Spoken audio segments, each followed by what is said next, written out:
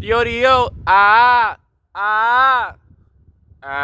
anyways, tis I. It's your Wesley. You're the just. It's just me. Hey ho.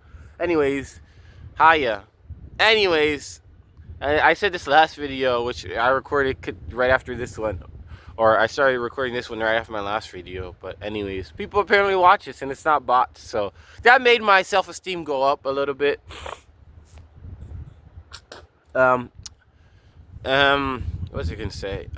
Shoot, I forgot. I'm doing. Oh, I watched Nickel Boys yesterday. That joint was like the stinking Schindler's List level, stinking the Boy in the Striped Pajamas, To Kill a Mockingbird, 12 Angry Men. It was fantastic. It's this. Oh my! This movie was amazing. Masterpiece. First shout out Ramel Ross, the guy who directed it. Um, like he chose to make the movie in first person perspective, so like you didn't see the face, you just saw the action of everything that was going on or whatever like that, and it made this movie so freaking intense. And like all the movies I just mentioned, like To Kill a Mockingbird, Schindler's List, they're painful to watch. Like you're like, I feel for this character and it's hurting me every second I'm watching. Like it's still a good product. It's still a good movie or TV show or book or whatever like that. But it's painful, and this movie is so painful. It's so heartbreaking. It's so raw and emotional. And it's so well done, and it's based off a true story about this like school like that was operating for like 111 years, and like it was turned out to be like highly abusive. And so this essentially, so Colson Whitehead is the writer who wrote the book. And then they adapted it from his work, and he got like a Nobel Peace Prize or whatever like that, Nobel laureate, whatever, one of those. No, in literature, I think, for writing it. But it's this powerful, powerful movie about basically this kid who's at the wrong place at the wrong time, gets screwed over, gets sent to this basically this kids camp, like Holes kind of this work camp for kids that's disguised as a reform school. But then there's like, as the story develops, there's more and more secrets and bad stuff, really bad stuff going on behind the scenes and around it, and then you figure out that this school is highly abusive, and that there's a lot of dark and malicious things going on, and it's like, you're like, oh, this is supposed to be, there's supposed to be a line that defends the children, that defends the kids.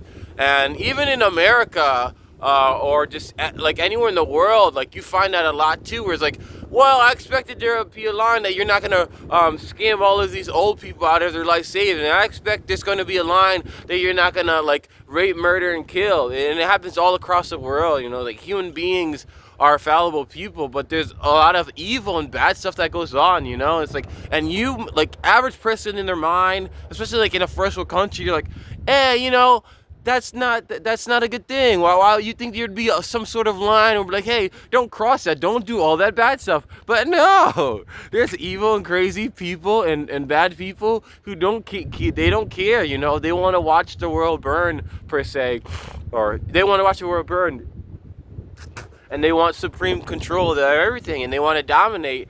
And this story is beautifully told in that way of just showing the bad and evil people, and like it just keeps calling back to, it's like, hey, you have all this space, you have all these modern innovations, but we're still dealing with this and this and this and this. And there's a moment in the story where one of the actors, one of the characters, is like, yo, is this our fight? Is this what we're fighting for? And it's a question of like, what are we doing in the first place? And it's a question that like breaks the fourth wall. Yeah, but I think that the directing was like out of this world, fantastic. Ramel Ross, this is a winner. This is a really exceptional movie, and I really want to see what he has going on for what else he puts out. Um, but it's like I just talked about Steven Spielberg in my Band of Brothers review. It's like when you have the story and you bring it to life exactly how it's meant to be, then you're a great director, and just like this movie would have been fantastic if it was in third person point of view and you could actually see the characters and things like that. But making it first person, you're making people care, especially you're trying to appeal to minorities don't really need they should watch this, but they're not going to care as much. It's you're wanting the culturally white Americans to understand this point of view of their history, of our history, as just America, and it's it's just, I don't know it's just so powerful. Like everyone is being able to witness and see, our flaws, our mistakes, and just to understand the story, digest the story, and then move on, and then to make our world now a better place.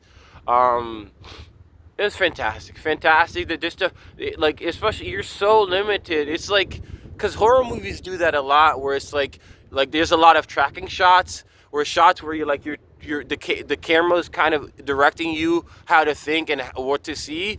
This movie does that, but it does it in a way that's not trying to make you creeped out or scary or whatever like that. It does it in a way that's really uplifting you and forcing you to see the beauty of what the character is focusing, hearing his mom, the cultural things, hearing his mom care about the kid, hearing the jubilant kind of family time with all them playing the family playing cards and things like that. I really think because I think Hardcore Holly did a first perspective and it was decent, but it was kind of annoying because there's a lot of action, so there's a lot to focus on, and also the movie wasn't that good. And then there's other things that did like a first person perspective. It's not much. I think Gamer or something, some gamer show did that maybe. Um, but it doesn't happen pretty often, and most of the time when it's done, it's not very good. Horror movies do it, but they do it in tracking shots to kind of make you scared or kind of make you feel a certain way, or mostly to limit what you can see. But this movie does it in a way that's in the offensive, where it's showing you all these different things, and it's not hiding anything from you. It's just trying to extenuate or enhance what you're seeing, and trying to give you a better view of the things to focus on. And it does it excellent. Like Ramel Ross, that decision makes this movie from wow to a stupendous movie, and it's like every thematical element that the director, that the story wants you to intake, it happens, and it does it, and you do, and you're like, wow, it's focusing on only the leaflet that of the school that he was originally intended to go to, and it's slowly sliding down the fridge, and you're like, wow, and it's like it's foreshadowing every step, and it's telling you what the intentions of the character are, and it does it so, I don't know how to say it, but it's so engaging. This movie is so engaging and heartfelt, which almost never happens, that you have a movie that's engaging and heartfelt in such a trivial, such an important and just transformative way. Not transformative. Yeah. It's just I want to say it in words. I don't think I've ever seen a movie like this, that chose to do the first person perspective and just knock it out of the park and just have everything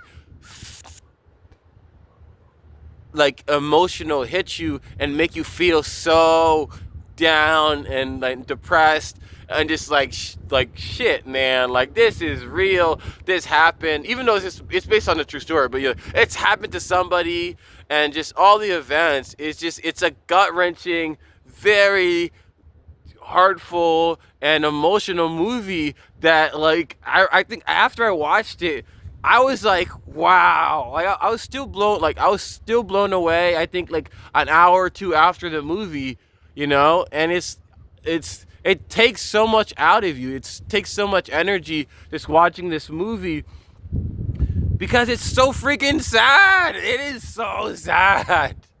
Everything in this movie is sad. Even what the moment it starts off, it's like I'm sad happy. Now I'm sad depressed. I'm sad super depressed. Like most of this movie, and then I'm even sad, and then I'm sad, but I'm joyful, but I'm also sad. It's oh man, it's not even a roller coaster ride. It's just like. Oh man, I guess it is a roller coaster ride, but it's a roller coaster ride that's not like, oh, this is a high part, this is a low part. It's all low, it's all bad. Just like if you watch again, like To Kill a Mockingbird or 12 Angry Men or Schindler's List. It's like these are real uglinesses about human beings, and you're seeing it and you're like, well, this is us. This is the human race. Have fun. Human race, good job, It's like, wow. So, anyways, it's just, again, this movie is amazing. A must watch. A must watch in the same category as some of the best social, just all time movies that you're a human being, you should watch this movie. Like, you're a human being, you should watch Schindler's List. You're a human being, you should watch To Kill a Mockingbird. You're a human being, you should watch Nickel Boys. Fantastic Ramel Ross. Fantastic Colin Whitehead, the author who wrote the book. Just amazing. I'm amazed. Fantastic. Good job. Go watch it. Go watch it yesterday. And go watch it in theaters.